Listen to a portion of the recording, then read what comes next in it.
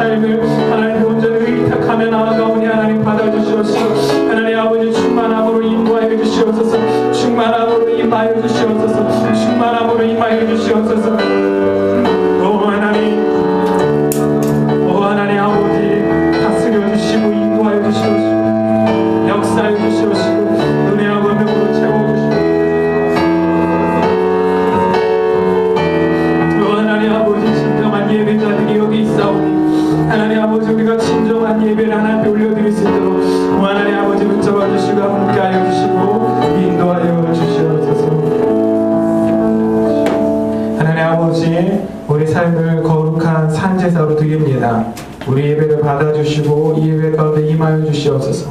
하나님의 권능과 하나님의 능력과 하나님의 충만함으로 우리 삶을 채워주시옵소서. 하나님 우리가 다른 것에 우리의 마음을 빼앗기지 않게 하여 주시고 진정한 하나님의 복음의 가치 가운데 우리의 삶을 드려 헌신할 수 있게 하여 주시옵시고 하나님께 우리의 모든 것을 다 바쳐 하나님께 영광 돌릴 수 있는 우리 인생들이 될 수 있도록 하나님 축복하여 주시고 인도하여 주시옵소서. 오 하나님 채워주시고 인도하여 주실 줄로 믿으며 예수 그리스도의 이름으로 간절히 기도하였습니다. 아멘. 아멘. 오늘 말씀 보도록 하겠습니다. 오늘 하나님께서 우리 가운데 주시는 말씀은 누가복음 4장 16절에서 19절까지 말씀입니다. 누가복음 4장 16절에서 19절까지 말씀입니다. 우리 5절밖에 안 되니까요. 4절밖에 안 되니까 우리 한 목소리로 같이 읽겠습니다. 시작. 예수께서 그 자라나신 곳 나사렛에 이르사 안식일을 하시던 대로 회당에 들어가사 성경을 읽으려고 서심해 선지자 이사야의 글을 드리고는 책을 펴서 이렇게 기록된 데를 찾으시니 곧 주의 성령이 내게 임하셨으니 이는 가난한 자에게 복음을 전하게 하시려고 내게 기름을 부으시고 나를 보내사 포로된 자에게 자유를 눈먼 자에게 다시 보게 함을 전파하며 눌린 자를 자유롭게 하고 주의 은혜를 전파하게 하여 하심이라 하였더라. 아멘. 아멘. 오늘 예배 가운데 오신 여러분들 주님의 이름으로 환영하고 축복합니다. 오늘 여러분들은 그전까지는 SNS 이름이었지만 어노잉 팀 교회 저희 아버지가요 이 교회 이름을 두고 상당히 염려하고 계세요. 제가 전화로 몇 번을 말씀드렸는데 못 알아들으세요. 교회 이름이 왜 그러냐고 심히 걱정하고 계신데 그러니까 이렇게 오랜만에 오신 분들이 있고 이렇게 처음 이곳에 오신 분들이 있어서 설명을 드리면 그 전에 상계교회에서 이곳에 SMS 공동체를 세웠는데 이제 이곳이 이제 교회로서 새롭게 시작을 합니다.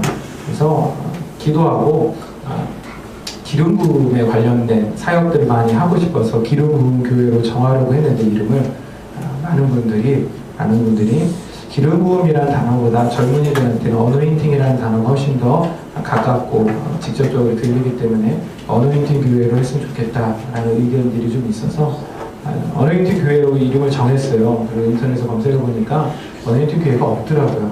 어노인팅 선교단체는 있는데 그래서 저희가 좀 득을 보지 않을까 이런 생각도 해봐요. 거기가 거긴 줄 알고 그런 기대심리가 조금 있긴 하지만 나중에는 저희 교회가 더 유명해지길 소망합니다. 네.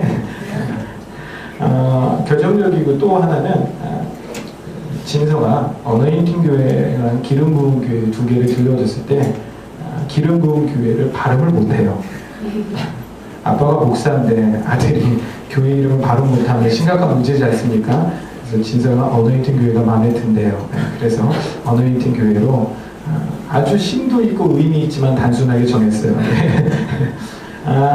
오늘 첫 예배로 드립니다. 어떻게 생각하면 굉장히 설레는 일이고 긴장하는 일일 텐데 저희한테는 1년이라는 훈련의 시간이 우리의 마음을 오히려 더 담담하게 만드는 것 같습니다. 그리고 어떤 감정의 흥분보다는 우리가 띄워야 할 사명에 오히려 더 집중하게 만들어주는 시간인 것 같아요.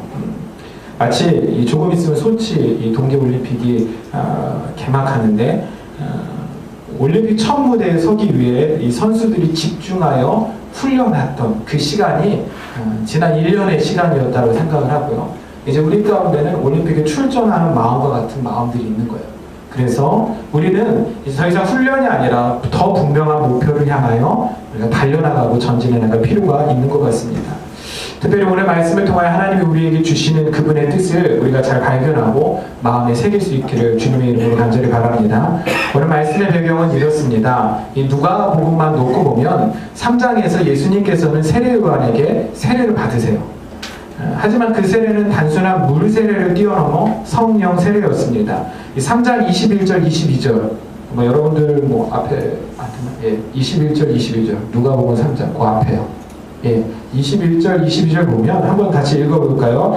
백성이 다 세례를 받을새 예수도 세례를 받으시고 기도하실 때에 하늘이 열리며 성령이 비둘기 같은 형체로 그 입에 강림하시더니 하늘로부터 소리가 나기를 너는 내 사랑하는 아들이라 내가 너를 기뻐하노라 하시니라. 아멘. 무슨 얘기가 나오죠? 물 세례를 받으시는데 그리고 하늘이 열리며 성령이 비둘기 같은 형체로 그 위에 강림하셨다라고 성경이 이야기를 하고 있어요.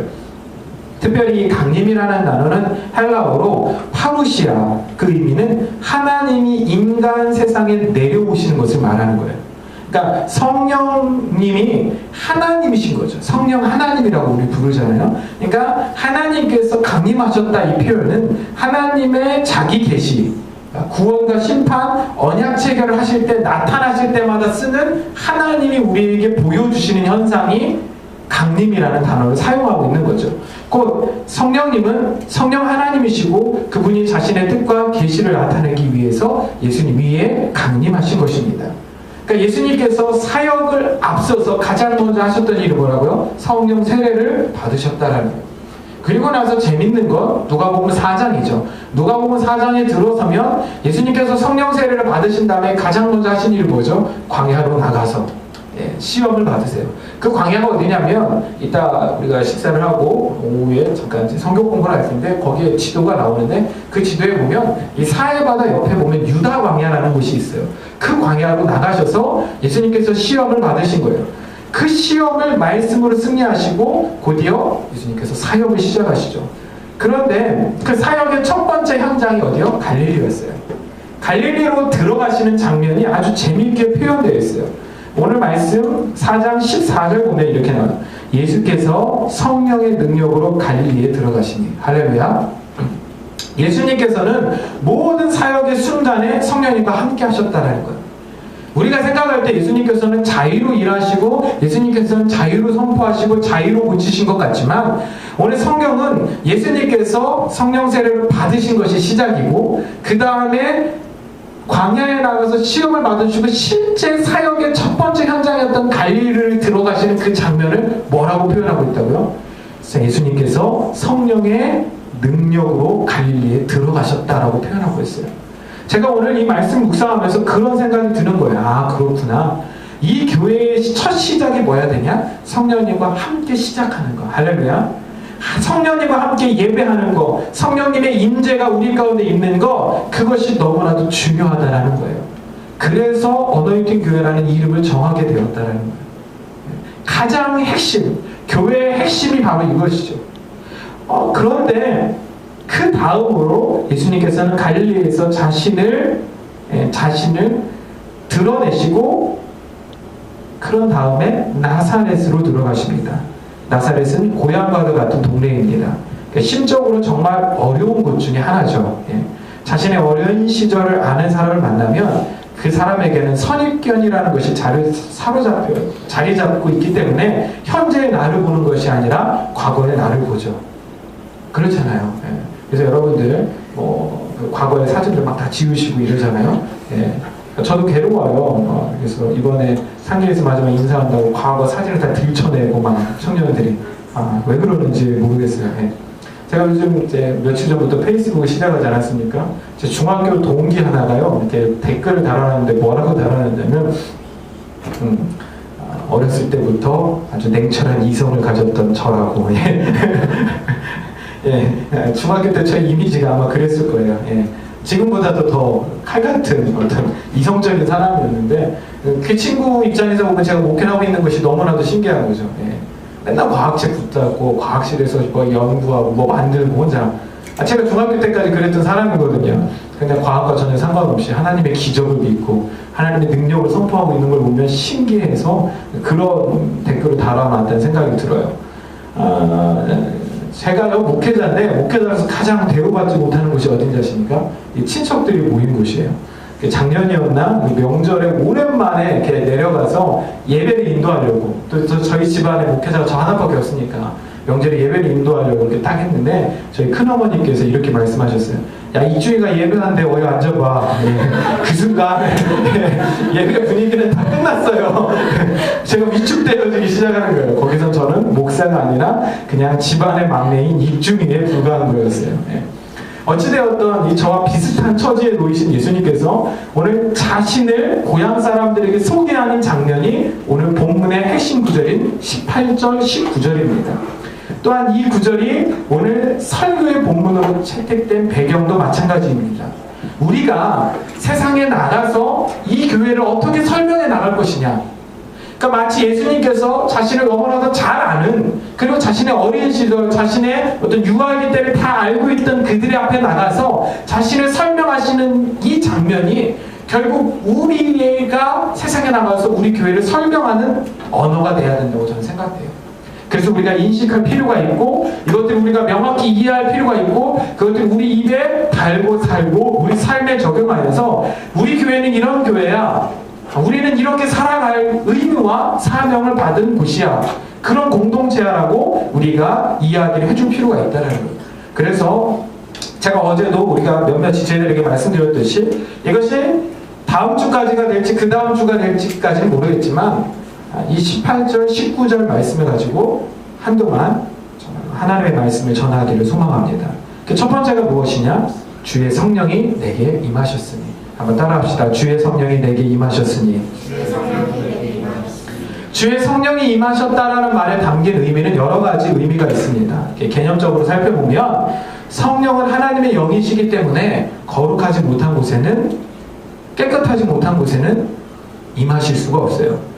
곧 구원받지 못한 사람들 속에 성령님이 온전히 임하시거나 거하실 수 없다라는 거죠.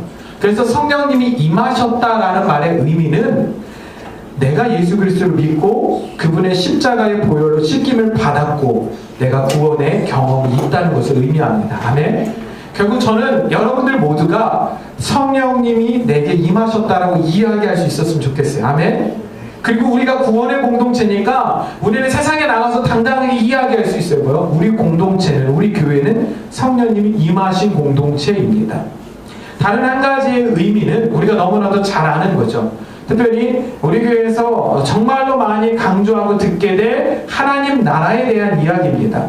성령님이 내게 오셨다는 것은 내 마음이 거룩하게 되었기에 하나님의 나라가 내게 임하게 되었음을 의미합니다. 마가복음 9장 1절 말씀 보면, 마가복음 9장 1절 말씀 같이 한번 읽어볼까요? 시작. 또 그들에게 이르시되 내가 진실로 너희에게 이르노니 여기 서 있는 사람 중에는 죽기 전에 하나님의 나라가 권능으로 임하는 것을 볼 자도 있느니라 하시니라. 아멘. 제가 어른들에게 말씀을 전할 때는 논리적인 이야기를 잘 안 해요. 그러나 여러분들이 젊은 사람들이고 논리가 있는 사람들이니까 이거 좀 논리적으로 성경들을 분석해 볼 수 있었으면 좋겠어요. 어떤 사람들은요, 이 구절이요, 예수님께서 당신이 재림하시는 때를 제자들에게 의미하신 것이라고 말하는 사람들이 있습니다. 하지만 예수님께서 이 구절을 재림의 때로 말씀하셨다면 이렇게 어려운 표현 쓰시지 않으셨을 거예요. 뭐라고 표현하셨을까요? 내가 다시 오는 것을 보는 사람도 있을 것이다. 직접적으로 표현하셨어요. 제가 늘 말씀드리잖아요. 성경은 직관으로 보라고요. 성경에서 산이 옮겨져 그러면 옮겨진다, 안 옮겨진다? 옮겨진다. 아멘? 성경에서 죽은 자가 살아나면 어떻게 해요? 죽은 자가 살아난 걸로 믿으라는 거예요. 그러니까 예수님께서 성경을 보면요, 비유로 표현하실 때는 예수님께서 뭐라고 표현하시죠? 비유로 말씀하여 이르시되. 그죠? 꼭 표현되어 있다고요. 그러지 않은 이상 성경은 다 직관이에요. 근데 여기에는 비유라는 말씀이 없잖아요. 그러니까 이것은 예수님께서 다시 재림하시는 때를 말씀하시는 것이 아니에요. 이 구절의 의미는 하나님의 나라가 권능으로 임한다. 이것을 직관적으로 이야기하시는 거예요. 아멘? 그러니까 하나님의 나라가 권능으로 임한다, 이것은 maybe, 어쩌면 임할 수도 있어가 아니라 무슨 얘기죠? 분명히 임해. 하나님의 나라가 권능으로 분명히 임하는데 어쩌면 너희들 중에는 죽기 전에 그것을 볼 수도 있다. 그죠? 네, 많은 사람들이 이것을요, 하나님의 나라가 권능으로 임하는 것을 볼 자도 있다라고 성경에 표현되어 있다라고 써 있으니까 임할 수도 있고 안 임할 수도 있다라고 이야기하는 사람들이 많아요. 아니에요. 분명히 임해. 근데 그것을 볼 자가 있을 수도 있다라는 거죠. 언제요? 죽기 전에. 그러니까 하나님의 나라가 권능으로 분명히 임한다는 거예요. 할렐루야. 그럼 그 하나님의 나라가 권능으로 임하는 것이 무엇이냐? 사도행전 2장에 보면 나오죠. 사도행전 2장 1절에서 4절 보면 이렇게 나오죠. 같이 한번 또 읽어볼까요? 오순절 날이 이미 이르매 그들이 다 같이 한 곳에 모였더니 호련히 하늘로부터 급하고 강한 바람 같은 소리가 있어 그들이 앉은 온 집에 가득하며 마치 불의 혀처럼 달라지는 것들이 그들에게 보여 각 사람 위에 하나씩 임하여 있더니 그들이 다 성령의 충만을 받고 성령이 말하게 하심에 따라 다른 언어들로 말하기를 시작하느니라. 할렐루야. 이 장면으로 사도들은 세상에 권능을 행하기 시작했어요. 그 전까지 사도들은요, 세상에 나가서 권능을 행하지 못했어요. 그런데 이 성령 세례를 이들이 경험하고 하나님의 나라가 그들 가운데 권능으로 임하게 난 다음에 그들이 어떻게 했죠? 세상에 나가서 권능을 행하기 시작했어요. 그들의 말에 권능이 생겼죠. 그래서 설교 한 편을 통하여 수천 명이 돌아오죠. 그 다음날 어떤 일이 벌어졌죠? 베드로와 요한이 성전에 기도하러 가다가 성전 미문에 앉은 안진뱅이를 일으키죠. 뭘로요? 말씀으로. 하나님 나라의 권능으로 고치기 시작했다는 거예요. 할렐루야. 그러니까 성령 충만을 받는다. 성령님이 내게 임하셨다라는 말의 의미는 하나님의 나라가 권능으로 내게 임하였음을 말하는 거예요. 할렐루야. 그러니까 여러분들과 저는 내가 성령님이 내게 임하셨습니다라고 이야기할 때 기억해야 되는 한 가지가 뭐냐면 내 안에 이미 하나님의 나라가 있고 그분의 권능이 있다. 할렐루야. 그래서 여러분들이 귀신에게 명령할 수 있는 거예요. 귀신에게. 진짜 제가 한 2달 전인가 황당한 이야기를 이렇게 들은 게 그러니까 상계에서 사역을 할 때 상계교회 사무실에 있는데 한 청년 자매가 왔어요. 처음 그 사무실을 들린 자매예요. 근데 뭐 주인은 기뻐해야 되는데 제가 오늘도 주의 얘기를 거론하네요. 예. 제가 그날 아주 열심히 신주의 자매를 갈구고 있었어요. 예. 제 사명이고 저의 소명이기에 하나님께서 제게 주신 바 모든 달란트를 다 동원해서 주의 자매를 이렇게 막 갈구고 있었는데 그걸 보던 그 자매가 정말 충격을 먹었다는 표정으로 목사님이 이런 분이셨어요. 좀 심각하게 얘기하더라고요. 그래서 제가 깜짝 놀라서 왜? 그랬더니만 그 자매가 그런 얘기를 해요. 누구한테 들었대요. 그래서 목사님이 귀신을 때려잡는 사람으로. 그래서 자기는 제가 너무 무서웠대요. 예? 너무 무서워가지고 접근도 못하고 말도 못 걸고 예? 설교할 때도 너무 무섭게 들어서 정말 괴롭고 힘들었었다고. 그런데 오늘 보니까 목사님 정말 재밌는 분이네요. 이러더라고요. 그러니까 하나님 나라 안에 권능이 우리 가운데 임하면 우리가 그런 능력을 행하게 돼요. 아멘? 예. 그것은요 내 안에 있는 능력이 아니라 하나님 나라 안에 있는 능력이에요. 할렐루야. 그러니까 그것은 내 것이 아니라 성령님이 내게 주신 거예요. 할렐루야. 그러니까 성령님이 내 안에서 떠나시면 그건 내 능력이 없는 거예요. 사라지는 거죠. 그런데 우리가 이런 의구심이 들 수 있죠. 그렇다고 성령과 하나님 나라가 권능으로 임하는 것과 어떻게 확정적으로 연결되어서 이야기할 수 있느냐?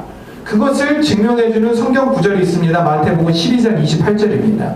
같이 한번 읽어볼까요? 시작. 그러나 내가 하나님의 성령을 힘입어 귀신을 쫓아내는 것이면 하나님의 나라가 이미 너희에게 임하였느니라. 할렐루야. 예. 예수님께서 직접 말씀하시자는 거라고요. 내가 성령을 힘입어 귀신을 쫓아내는 것을 너희가 보았으면 하나님의 나라가 이미 너희 안에 있다. 그러니까 예수님께서 내가 성령을 가지고 귀신을 내어 쫓았어. 그런데 그건 뭐라고요? 하나님의 나라가 내 안에 임하였기 때문에. 그것을 본 너희들 안에도 임하였기 때문이라고 말씀하고 계신 거예요. 그 예수님께서는 성령과 하나님의 나라를 연결지어서 설명해 주고 계신 것입니다. 정리해서 말씀드리면 예수님께서 나사렛에서 자신을 소개하시면서 주의 성령이 내게 임하셨으니라고 말씀하십니다. 그것은 난 거룩한 사람이야.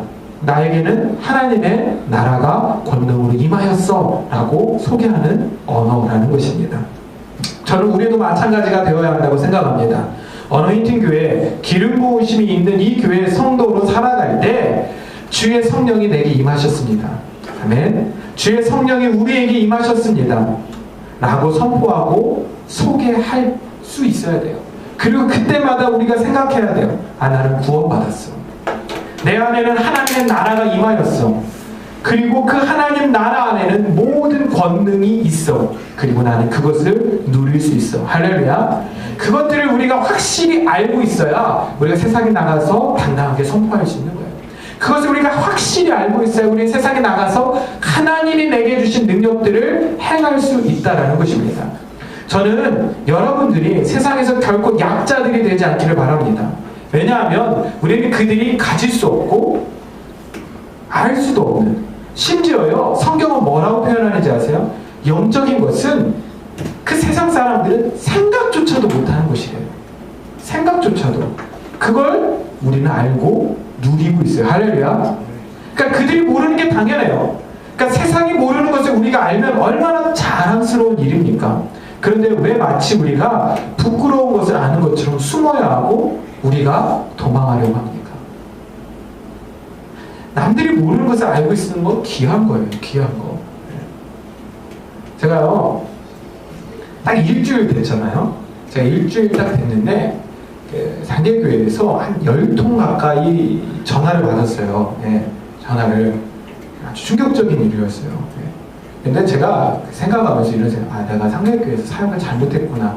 이런 생각을 계속 한 이유가 뭐냐면 10통의 전화 중에 8통의 전화가 컴퓨터가 안 된다는 거였어요. 인터넷을 어떻게 해야 되냐면 제가 거기서 있을 때는 목사님들 그리고 거기 있는 사람들 컴퓨터 잘 못하고 인터넷 못하니까 제가 다 고쳐주고 랜선 만들어서 다 연결해주고 이런 거 했었어요. 근데 떠나고 났는데 목회적인 질문을 한 개도 없고 왜 인터넷이 안 되냐, 왜 컴퓨터가 안 되냐의 질문을 받으면서 내가 진짜 목회를 잘못했구나 그곳에서 이런 생각을 하고 하나님께 회개했어요. 회개했는데 어쨌거나 남들이 알지 못하는 것을 내가 알고 있을 때 그들의 반응은 뭐죠? 우리에게 찾아오고 묻게 되어 있다는 거예요.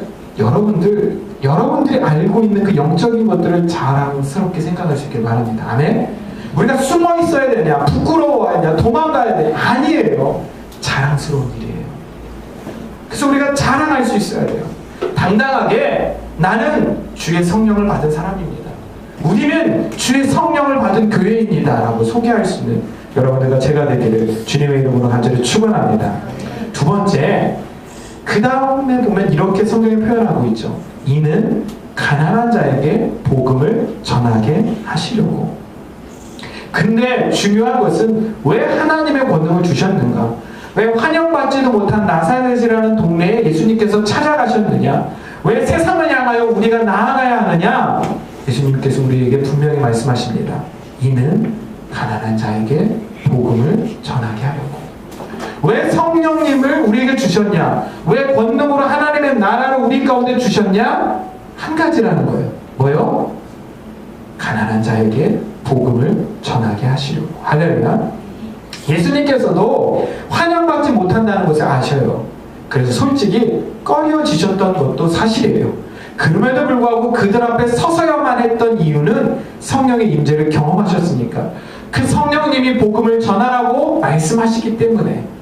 우리가 우리끼리 교제하고 우리끼리 예배하는 것으로 끝나면 좋겠지만 하나님은 끊임없이 우리에게 세상을 향하여 나아가라고 말씀하십니다. 저도 싫다니까요. 저도 또 쪽팔려요. 쪽팔린 거 알아요. 그걸 몰라서 제가 나가자고 이야기하는 거 아니에요. 솔직히 저도 세상에 나가서 길거리에 다니는 사람들 앞에 예수 그리스도가 진리입니다라고 선포할 때 그들이 비웃는 표정 하나하나가 다 보여요. 특별히 노원에 있는 롯데백화점 그 근처에서 그 문화의 거리 앞에서 정말로 제가 선포하고 기도할 때마다 사람들이 비웃고 지나가고 우리가 부르는 찬양을 들으면서 거기서 흥얼흥얼대면서 막 정말로 이상한 춤추면서 지나가고 술에 취해고 이런 사람들 볼 때마다 어떤 면에서 보면 피가 거꾸로 솟는 것 같은 느낌이 들 때가 있다고요. 내가 뭐로 일어나 이런 생각이 들 때가 있다고요. 그러나 그것과 상관없이 내 성격이 내성적인 것과 상관없이, 내가 다른 사람들 앞에 서는 것이 두려운 것과 상관없이 구원받고 하나님의 나라를 경험한 사람들은 세상을 향해 복음을 들고 나갈 의무가 있다는 거예요. 할렐루야. 특별히 오늘 예수님께서 가난한 자라고 표현하고 계세요. 물론 이 가난이 사전적인 의미로는 돈, 재산, 재물이 충분히 없는 사람, 그런 것들을 소유하지 못한 상태를 말합니다. 하지만 히브리어로 가난은 아나임이라는 단어를 쓰는데, 이 말은 부자나 권력가들의 경제적 숙탈과 사회적 억압에서 자신을 구원할 능력이 없음을 의미하는 거예요. 이것이 무슨 얘기냐면 스스로를 구원해낼 수 없는 사람들을 가난한 사람들이라고 성경은 표현하고 있다는 거예요. 그러니까 가난한 자들에게 복음을 전하게 하시려는 말의 진짜 의미가 뭐라고요? 스스로를 구원해낼 수 없는 그 사람들에게 복음을 전하여 구원받게끔 하는 것, 그것이 예수님의 사명이고 그것 때문에 기름 부음 받았다라고 오늘 예수님께서 말씀하시는 거예요. 사람들이 자신의 뜻을 펼치고 자신 스스로를 구원할 수 있을 것처럼 살아가지만 결국 그들은 스스로를 잘합니다. 결국 자신이 자신을 구원할 능력이 없다라는 것을.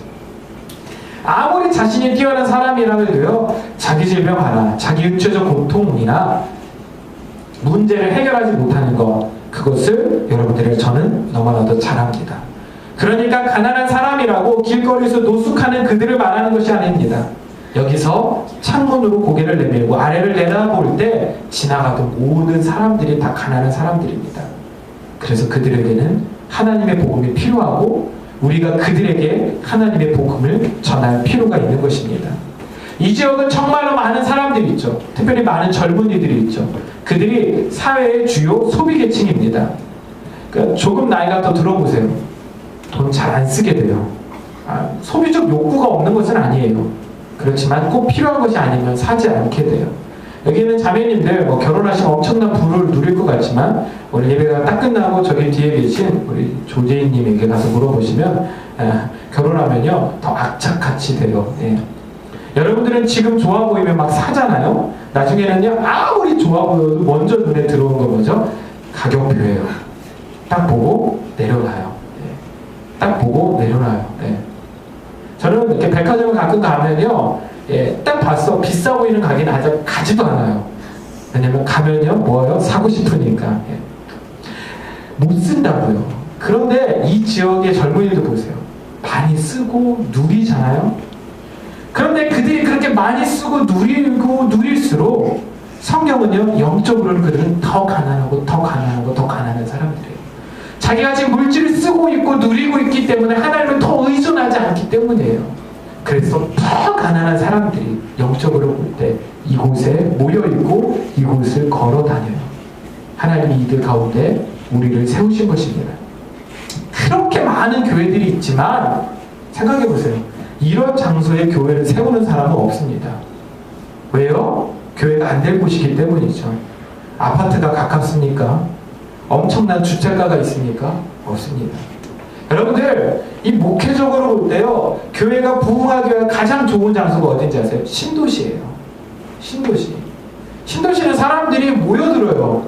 근데 그 사람들 대부분이 교회 다녔던 사람들이 모여들거든요. 교회를 찾게 돼요. 그러면 거기다 있으면 자연스럽게 부흥하고 성장하는 것이 쉬워요. 네. 이런 곳에 교회를 세우는 사람은 없어요. 그러나 여기에 복음의 긍정인 가난한 자들이 엄청나게 많아요. 아멘. 그러니까 우리는 진짜 복음을 전해야 된다는 거예요. 그냥 수평 이동을 기대할 수 있는 공간이 아니에요. 우리가 세상에 나가서 목숨 걸고 하나님의 복음을 전하지 않으면 안 되는 곳이 바로 이곳입니다. 그래서 아주 직접적이고 원색적인 복음, 가장 강력한 그리스도의 십자가와 복음, 다시 오실 예수 그리스도를 전해야 됩니다. 왜냐하면 우리는 주의 성령을 받은 자들이기 때문입니다. 많은 교회들이 변형된 복음을 세상에 전하고 있습니다. 그러면 사람들이 관심을 가지고 복음에 관심을 가지게 될 것을 기대하기 때문입니다. 그러나 그렇게 조금씩 변형되어 온 복음 때문에 세상 사람들은 우리를 변질된 기독교로 여깁니다. 자신들과 다를 것이 없는 교회로 치부해버린다는 거죠. 아주 놀라운 연구 결과 하나가 있었습니다. 이 공짜 돈의 위력이라는 기사가 지난주에 네이버에 떴었어요. 제가 클릭해서 보니까 이런 이야기가 나오더라고요. 2009년 5월 영국에서 13명의 노숙자를 대상으로 아주 작은 실험이 치러졌어요. 길게는 한 40년 가까이 길거리에서 노숙하던 이 홈리스들을 모아가지고 자선단체가 제공하는 어떤 공짜 식권이나 생필품 대신 돈을 나눠주기로 결정한 거예요. 돈을. 그러니까 4,500달러, 우리나라 돈으로 한 470만 원 가까이 되는 현금을 13명에게 한 명씩 나눠줬어요. 어떤 조건도 붙이지 않고 이거 어떻게 써라 이런 얘기도 없고 그냥 무작위로 길거리에 있는 사람들 선별해서 그냥 나눠준 거예요. 그리고 조사관 하나를 뒤에 붙여서 그 사람들의 뒷조사를 시킨 거예요. 몰래. 이런 경우 대부분의 사람들이 생각하기에 이 노숙자들이 돈을 흥청망청 쓰고 다시 손을 벌릴 것이라는 선입견이 지배적이잖아요. 그런데 결과는 전혀 예상 밖의 결과가 나왔다고 합니다. 13명 중 술이나 마약, 노름의 돈을 허비한 사람은 단 한 명도 없었다라는 거예요. 이 노숙자들의 구매욕은 소박해서 전화기나 여권, 사전 등을 구입했고요. 어디에다 돈을 쓰는 게 자신한테 최상인지를 너무나도 잘 알고 있더라는 거예요. 그래서 1년 뒤에 조사해보니까 13명 중 11명이 더 이상 거리를 배회하지 않게 되었고 대부분 장기 숙박업소나 노숙자 쉼터에서 살고 있으며 뭔가를 배우려고 학원에 등록하거나 요리를 배우고 있었다는 거예요. 또 몇몇은 마약 중독을 치료받기 시작한 사람들도 있었다는 거예요. 이 네덜란드의 언론인 루트거 브레우만은 지난달 31일자죠. 워싱턴 포스트에 기고한 이 공짜 돈의 위력이라는 제목 칼럼에서 이 사례를 소개하면서 가난한 사람에게 돈을 나눠주면 무책임하게 허비할 것이라는 추측을 반박했습니다. 이런 근거 없는 편견 때문에 빈자에게 돈을 주는 대신 온갖 다른 것을 지원하는 프로그램을 짜내느냐고 관리하느냐고 오히려 더 많은 세금이 들어간다는 거죠. 이 노숙자 실험에 관여했던 이 조사관이요 이런 표현을 썼다고 해요. 솔직히 실험 결과를 별로 기대하지 않았는데 뜻밖이었다. 이 실험은 우리에게 복지 문제에 다르게 접근하는 법을 가르쳐 줬다라고 말을 했어요. 저는 이 기사를 보면서 이런 생각이 들었어요.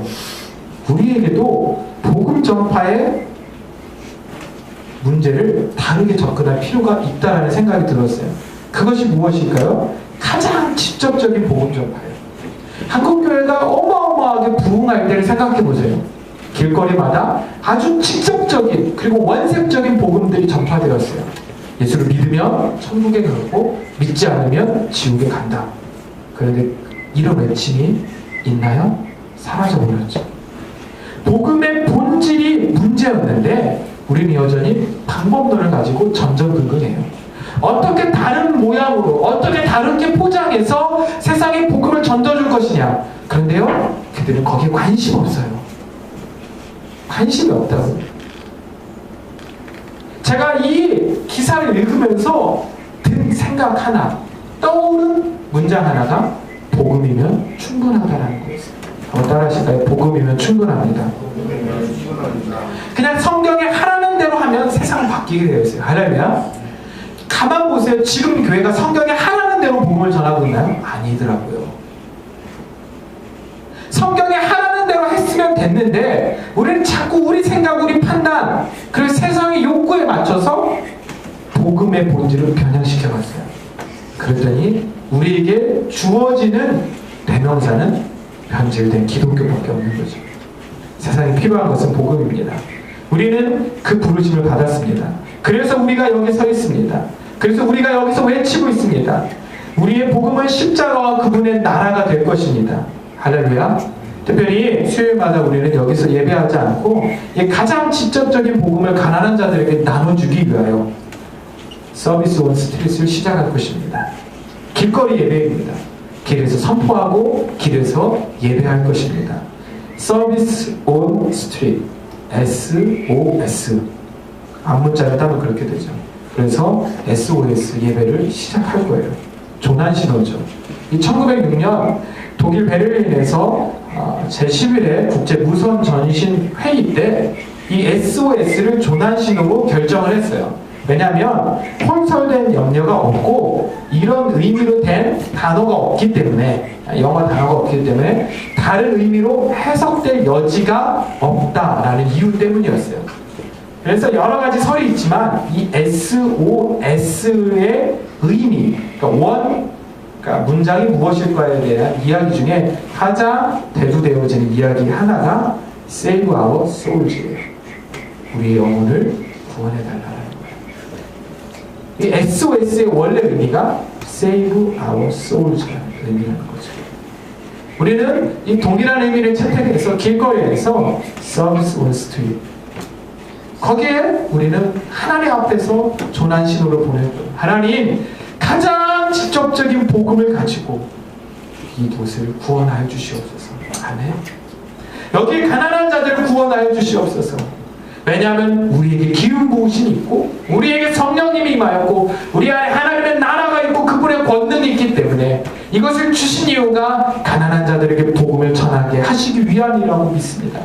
그래서 우리가 여기 서서 예배하고 선포하오니 하나님 우리를 구원하여 주시고 이 지역을 구원하여 주시옵소서. 여기 가난한 자들이 당신의 복음을 기다립니다. 이것이 우리의 사명이며 이 교회의 설립의 목적입니다. 아멘.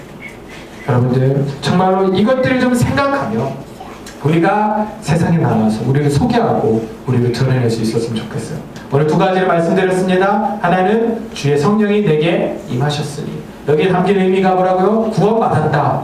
하나님의 나라가 내 안에 권능으로 임하였고 나는 그 권능을 사용할 수 있다라는 것이죠. 또 하나가 뭐죠? 이는 가난한 자에게 복음을 전하게 하시려고. 이는이라는 단어가 뭐죠? 그 성령을 주신 목적이죠. 목적. 그 목적이 무엇이냐? 가난한 자에게 복음을 전하게 하신다. 특별히 가난이라는 단어가 스스로를 구원할 수 없는 자들이라는 거죠. 그들에게 가장 직접적이고 원색적인 복음을 전하는 사명, 그것이 우리에게 있다는 것을 여러분들 기억하시고 정말 우리가 기도하고 정말 세상에 나가 하나님의 복음을 전할 수 있는 믿음의 공동체가 되기를 주님의 이름으로 간절히 축원합니다. 아멘. 우리 시간에 그 오직주의 은혜로 찬양을 할게요. 오직주의 은혜로 이 찬양 드리며 하나님 앞에 우리가 예물 드리고 우리가 전심으로 하나님 앞에 기도할 수 있기를 간절히 소망합니다. 이 사명을 생각하며 혹시 아직 성령의 기름 부으심을 경험하지 못하신 분들이 있다면 성령님 내게 기름 부어 주시옵소서라고, 성령님 내게 임하여 주시옵소서. 하나님 나도 구원받은 자입니다. 내 안에 강력하게 임하여 주시옵소서. 하나님의 나라가 권능으로 임하게 하여 주시옵소서라고 우리가 같이 고백하며 하나님 앞에 찬양하도록 하겠습니다. 오직 주의 은혜로, 오직 주의 은혜로 지금 여기 서 있네. 한없는 경외, 한없는 찬양, 내 영혼 예배 드리네. 나를 위해 이 땅에 오신 주의 은혜, 십자가 고통 이기신 주님, 그네 어찌 주님 날 채우시네. 주네 보게 하시네.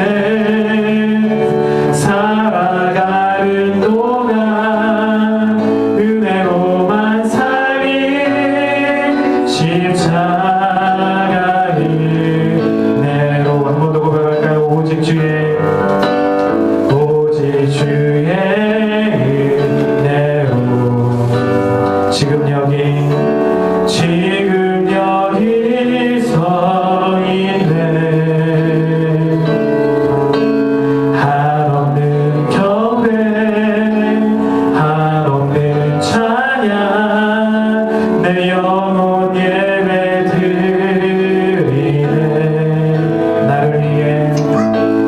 나를 위해 이 땅에 오신 주의 그네, 오신 주의 그네, 십자가 고통 이기신 주님, 그네 어찌 주네 날 채우시네. 주네 보게 하시네. 살아가는 동안 은혜로만 살린 십자가의 주네 날 채우시네. 주네 날 채우시네.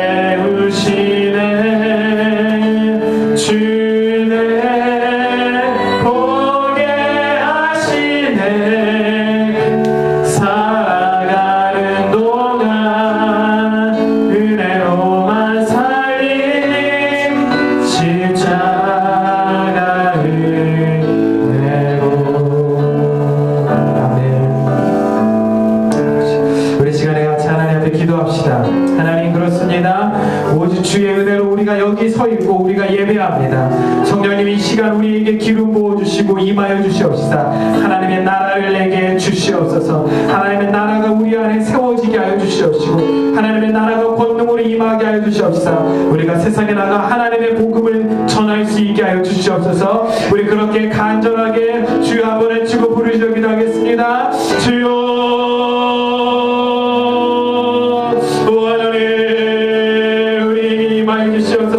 하나님의 권능과 능력으로 이 시간 우리에게 임하여 주시옵소서. 하나님, 주의 나라가 임하게 하여 주시옵소서. 하나님, 주의 권능이 임하게 하여 주시옵소서. 하나님, 우리의 마음의 생각들 하나님 앞에 드립니다. 하나님 아버지, 우리의 모든 것 하나님